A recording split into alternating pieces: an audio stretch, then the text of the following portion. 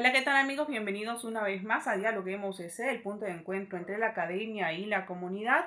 Hoy conversamos con Juan Carlos Mogrovejo, docente y coordinador de la Maestría de Derecho Tributario de la Universidad Andina Simón Bolívar. Bienvenido, doctor. Gracias, un gusto compartir este espacio. A su juicio, ¿cuáles son las razones que el Ejecutivo tiene para impulsar la reforma tributaria en este país? Bien, muchas gracias por la entrevista. A mí me parece que esta pregunta tiene que ser desarrollada a partir de dos dimensiones. La primera, vinculada a elementos propios de la coyuntura. Yo creo que allí el esfuerzo que ha hecho el gobierno actual por plantear a través de una propuesta de reforma tributaria, una estructura que se corresponda con las necesidades de solventar las finanzas públicas en una suerte de reordenamiento de la casa a lo interno, me parece plausible desde el lado de la coyuntura. Y ahí hay algunos elementos que conviene resaltar. Pero también podríamos abordar en una dimensión más de carácter estructural, en donde aparece diríamos, una lectura en relación con esta problemática que pone en primera línea algunos elementos vinculados al afán de racionalizar el régimen jurídico tributario. Empiezo por el primero de los puntos, en relación con una visión desde la coyuntura.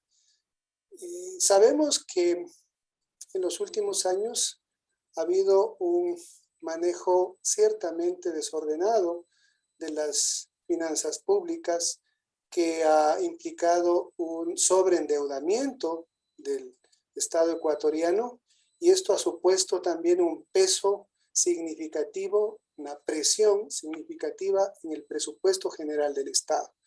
Por ventaja, se ha realizado una serie de gestiones a efectos de refinanciar la deuda y hacerla mucho más manejable dentro de las líneas propias en la ejecución del gasto público. ¿Está todo quizás vinculado con la pandemia?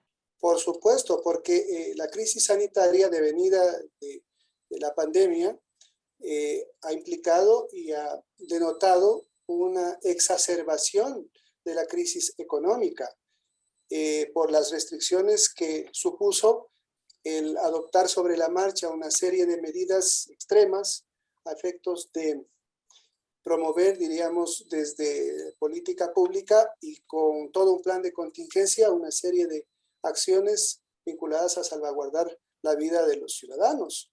Y claro, muchas de las veces choca y genera conflictos con los objetivos propios de política económica y claro, en torno a los cuales el Estado pues debe cumplir, y de hecho hay un afán manifiesto por cumplirlos de la mejor manera. En este contexto, ¿es viable la ley de oportunidades?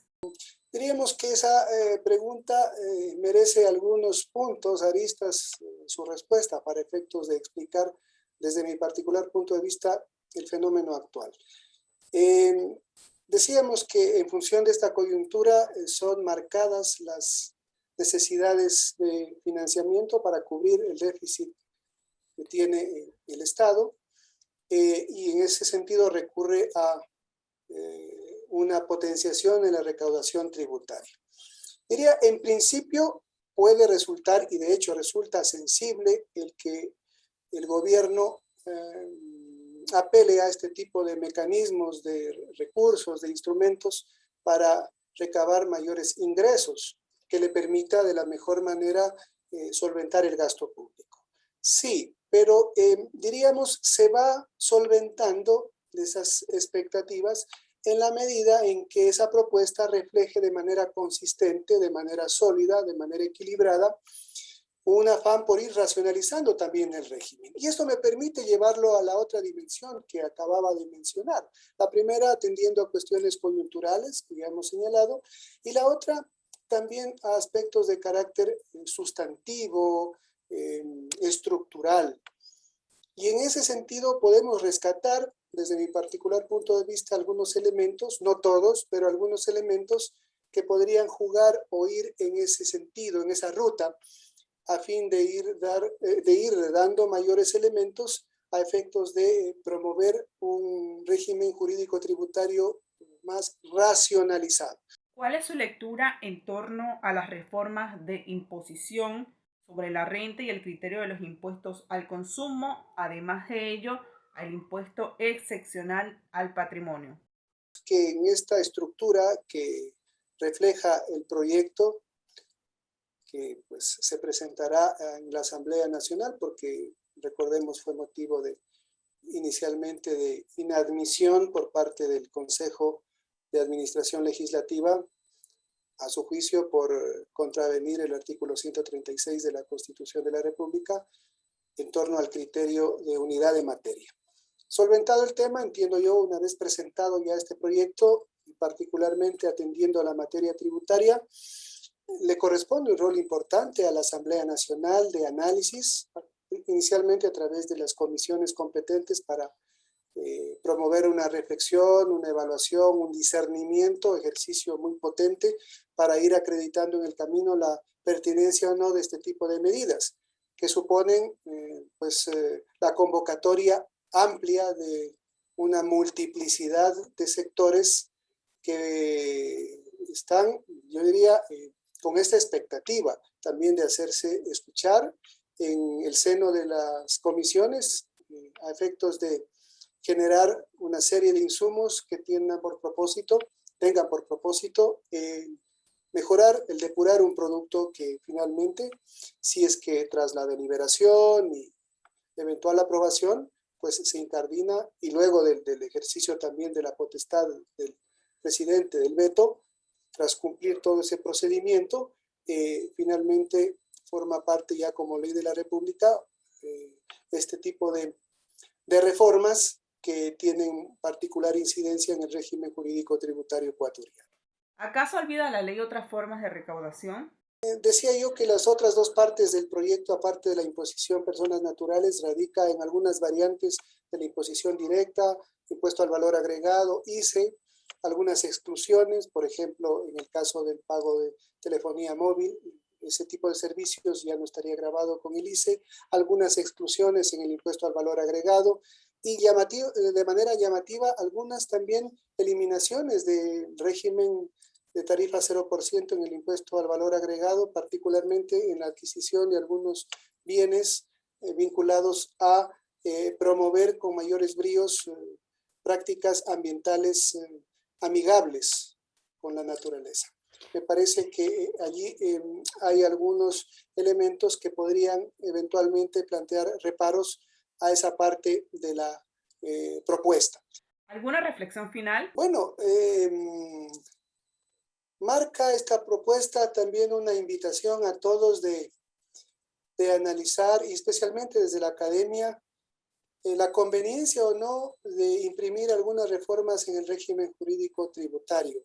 Porque por un lado están las urgencias presupuestarias que acusa el gobierno y en torno a las cuales este afán por recaudar mayores ingresos para ejecutar de mejor manera el gasto presupuestado, se entiende en principio como del todo admisible, pero el tema es evaluar también de qué instrumentos se sirve el gobierno a efectos de poder cumplir con esos objetivos. Y en ese camino, pues habría que ir evaluando cada uno de esos instrumentos. Si el propósito es generar mayores recursos, que diríamos desde la visión estatal, en el caso de impuesto a la renta, generaría alrededor de unos 700 millones de ingresos adicionales, y en el caso de los otros tributos, particularmente el que incide sobre el patrimonio, otro tanto, es decir, se proyecta alrededor de unos 1.400 millones de dólares. Esto daría un respiro, un oxígeno a las arcas fiscales, pero también hay que verlo desde la otra orilla, el impacto que tiene la economía de los hogares, de los microempresarios, de los pequeños empresarios, medianos empresarios, y también en una visión integral, sistémica, de los grandes empresarios así entendidos en el país, de acuerdo también a la nomenclatura que se maneja la Administración Tributaria Central, y que diríamos todos estamos convocados en torno a la idea de arrimar el hombro a efectos de contribuir desde nuestras específicas capacidades de pago, capacidad contributiva, debidamente configuradas en la norma a cargo del legislador. Para eso está pues todo este espacio, diríamos, previo, necesario a efectos de ir evaluando la pertinencia o no de cada uno de estos instrumentos.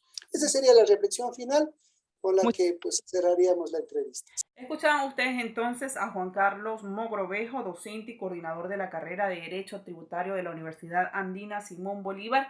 Como siempre, gracias a usted por acompañarnos y no se olvide de visitar nuestras redes sociales. Recordamos que estamos en Facebook, en Twitter e Instagram como Dialoguemos Info y también puede profundizar nuestros contenidos en la web www.dialoguemos.es.